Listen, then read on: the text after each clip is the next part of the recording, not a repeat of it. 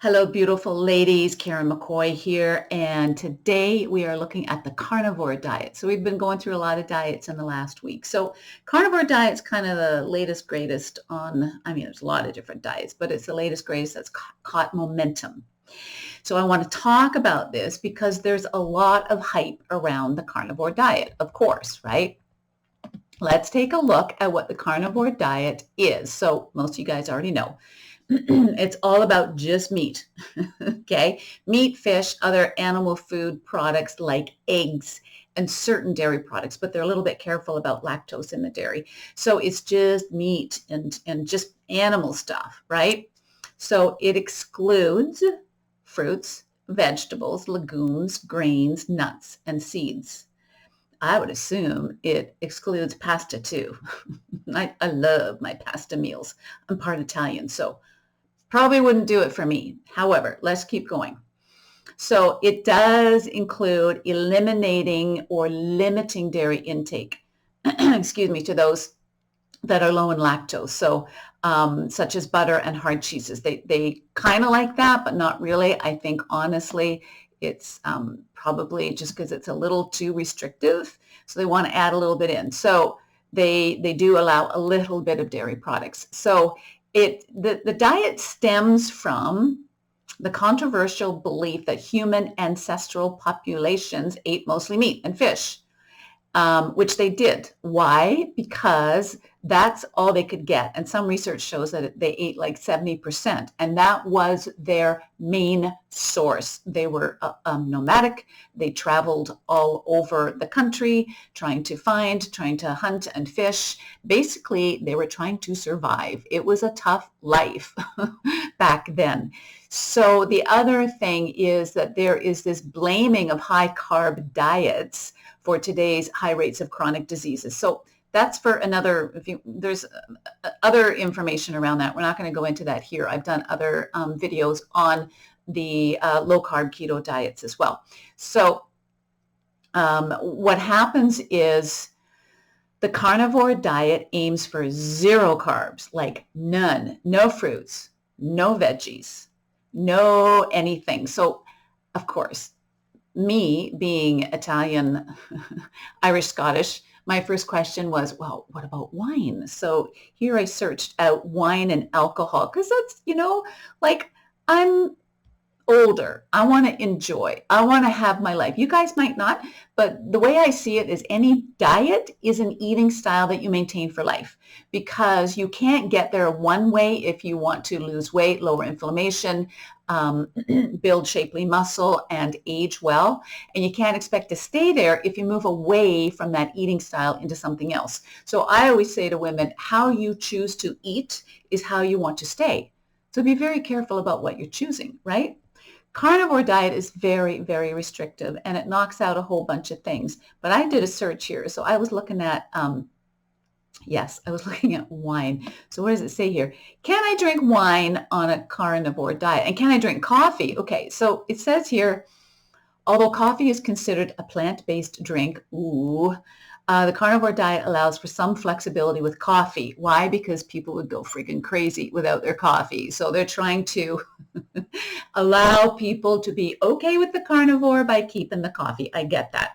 As long as there's a focus on quality and avoiding sugary additives in favor of blending with butter, ghee, raw milk. Bullet coffee. Okay, so this is what they're going towards. So again, this is the CrossFit phase, right? And so this is where people love their bullet coffee. So they're going to bend the rules so that we can have coffee and put a whole bunch of butter or ghee in there because it's so yummy. So let's add on another 500 calories. So be careful with that, right? Heavy cream, all that stuff. So they're allowing your coffee, which is kind of like a meal, first thing in the morning. So I see this as kind of a big departure from the carnivore to appease the masses. Okay, great. I ain't letting go of my coffee. I'll always put cream in my coffee because that makes me happy. The other question I had was on wine. Where did my wine one go? Oh, yes. Wine is not strictly carnivore, really, as it's made from grapes. Okay, that's a fruit. However, some carnivore dieters choose to include dry wines occasionally due to their lower carb content compared to other alcoholic beverages. Okay, so if you do drink wine, opt for dry varieties and consume in moderation. Okay, so again, the carnivore diet is spreading its borders a bit here, again, to try to appease to people to say, you don't have to be so restrictive because that's not life enforcing and it's pretty hard to maintain so we can have our wine and our coffee. Okay, so anyway, so there is a little bit of give and they're doing it just to be like, keep you normal, right? So personally, for me, I want to drink my coffee and I want to drink my wine. The other thing is I love pasta. So the carnivore diet for me would mean giving up pasta, giving up sauces, giving up bread, homemade bread with butter on it, melted. It would mean giving up my salads. I love salads. I have a garden. I grow my own veggies. I love it, just being able to go out there and make my salad. It would mean giving up potatoes. Are you kidding me? I love potatoes. I'm Irish. So it would mean giving up a lot of stuff. So for me, I would look at it and go, no. The other thing is, when I look at somebody eating carnivore, if they truly are eating full carnivore, a lot of people say they're carnivore just because they're adding in lots of meat. That's not carnivore. Carnivore is what you're excluding: fruits, vegetables, grains, all that stuff. No carbs, like none. Your plate is filled with just meat. I look at that and think, I'm missing fiber. I'm missing vital nutrients that you can't get in meat, which is available in fruits and veggies. And the other thing, of course, is my women want to build lean shape, lean muscle. We're not getting into that right now. I know there's a lot of controversy around that, but we need carbohydrates. This is research, guys. I'm not making this up, in order to build and maintain. But as we age over 40, the low carb and the keto stuff is really, really working against women who want to lose weight, keep it off, lower inflammation, and build a shapely body into their 40s, 50s, 60s, and beyond. That's my group. If you're not that group, that's fine, but that's my group. So I do not promote low carb, especially don't promote no carb. And I've never seen anybody stay sustainably on a carnivore diet for very long, because they're always adding in a little bit here or there, which we don't see until I see them at the drive-in at McDonald's. And then I see the stuff coming in. So just be wary that in our world, when we're talking about an eating style, it is something that we're able to maintain. And if you just say, I'm adding in extra meat, so I'm eating extra meat, great, but it's not a carnivore diet. So a carnivore diet is very, very restrictive. I worry about the lack of full spectrum nutrients. I worry about the lack of fiber. I worry about the possibility of it adding to kidney issues, cholesterol, high incidence of triglycerides in the body, which is not good with heart issues. So all of that stuff needs to be looked at in a longer viewpoint. So we need to be able to see this over a long period of time, a couple of years, to see if they are truly carnivore, and they need to be truly carnivore to be able to see the impact, so we can create research around it. It's the same with veganism. It hasn't been around long enough, and most vegans are not strictly vegans. Again, I've had a lot of vegans on my program that have spun off into including other things because veganism is so restrictive, and that's fine. But it really is about being honest with self and honest with the researchers who are doing this research. So we know for sure, because we need a good group. We need a good cohort that has been with something for a couple of years to be able to say yay or nay, right? So that we can better lead our clients into an eating style that's going to support their health, as well as everything else. So let me continue. It was created, this was interesting, and I didn't actually know this. The carnivore diet was created by Sean Baker. Now, if you guys have seen him, like, he's pretty hot, man. Like, he's really muscular. So he didn't create that body through a carnivore diet. He created it through a regular diet, and then he went carnivore because he was using it in a medical environment, I think. He's an orthopedic doctor who was using it with his clients to reduce inflammation. So he cites a lot of testimonies that it helped with treating depression, anxiety, arthritis, obesity, diabetes, and more. So the challenge is there's been no controlled studies around it. It's just him witnessing it through his experience. And the other challenge is that they pulled his medical license in 2017. It was revoked by the New Mexico Medical Board. And the reason for that, it was because they said that they were concerned about his competency. So his medical license was reinstated in 2019 with the requirement for direct supervision when practicing medicine. So was he suspended because he got great results for his clients, and the big pharma and medical establishments were like, oh, we can't have this because we're here to treat disease, and he's like creating health in our clients, right? Or was it because they truly felt that it was not supervised and that he was doing something on the side that he shouldn't have been doing? We don't really know, but his license has been reinstated. So it'll be interesting to see what happens with Sean over time, and see where he then takes it. Now, if you see pictures of Sean, you're going to be like, I want to look like him because he's rocking, he's lean, he's muscular. But please remember that how a person looks does not reflect the success of how they eat or how they train. And that's a really big one, guys, because anybody can look great when they lean down or when they're show ready. And you take a pic of that, and that is supposed to promote a lifestyle for the next 20 or 30 years. You really need to be careful with that. Looking at, I mean, pictures sell, right? A picture says 1,000 words. I get it. So you look at him and go, he's hot, he's doing carnivore. I'm going to look like him if I eat carnivore. It's like a woman saying, I'm going to look like her if I train and eat like her, but she's on show at 12% body fat, rocking her body. It's not how she lives. So we have to be really, really careful with that. Okay. So let's just go into the pros and cons around the carnivore. So again, the carnivore diet consists exclusively of animal products, and it's gained attention for its potential health benefits. So here's some of the pros. It's simple, right? Like, just eat animal foods. Really simple. Personally, I look at a plate with all just animal foods. I have learned to love my veggies and grains and my potatoes and all that stuff. My salads, I love it. There's variety, and I love how it makes me feel. I feel better, and my joint pain actually goes down when I eat more whole foods from nature, which is the fruits, but mostly veggies. That's where I notice my pain go down. However, they're saying some people feel it go down when they eat lots of meat. Okay, so your body will tell you, right? But you need to stay on it consistently for, I would say, like 6 months to a year to see the truth of it, right? Of any diet, really. And so the nutrient density. So of course, animal products are rich in essential nutrients like protein, of course, vitamin B12, iron, and omega-3 fatty acids.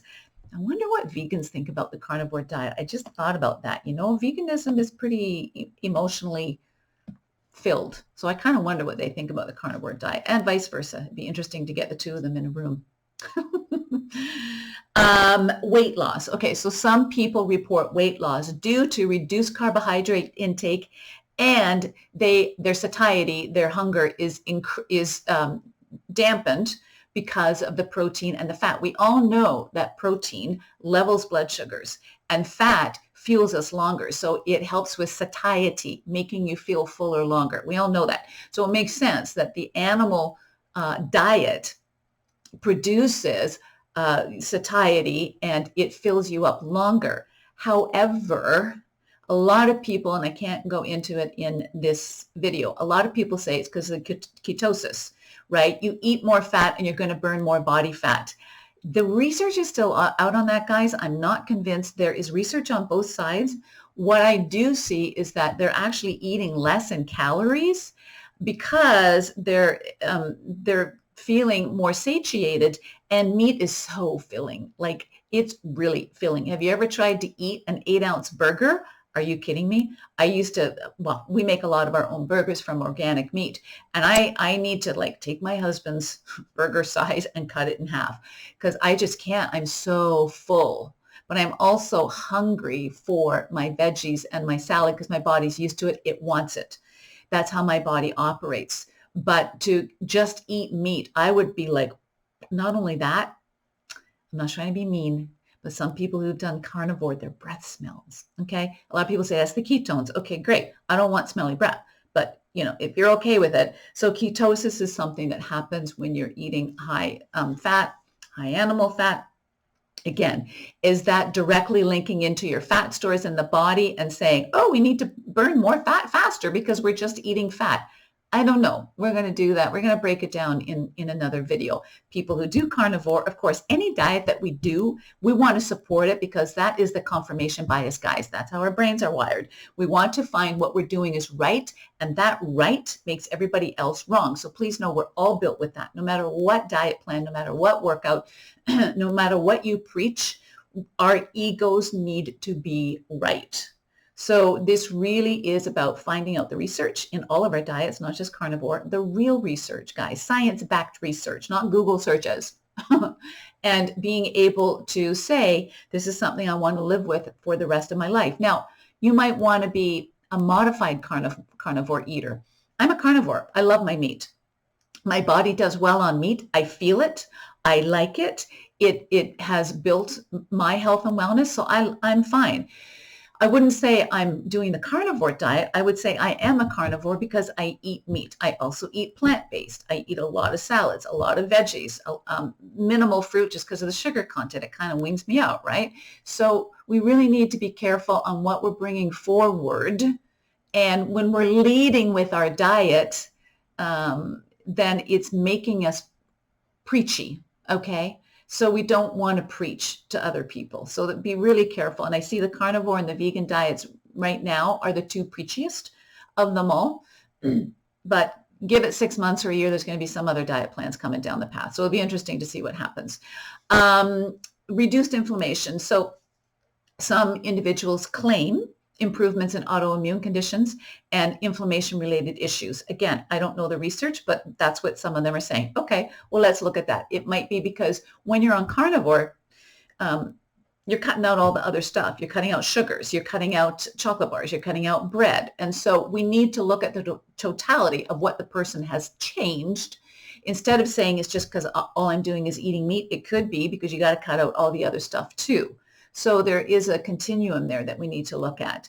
And some people, again, say digestive relief. So some people experience fewer digestive problems because it eliminates fiber and irritating foods. Well, fiber is healthy and you need it, especially for colon health, which is one of the highest disease rates in North Americans. And also irritating foods. What is irritating foods? That could be, again, the processed food. That could be the packaged food.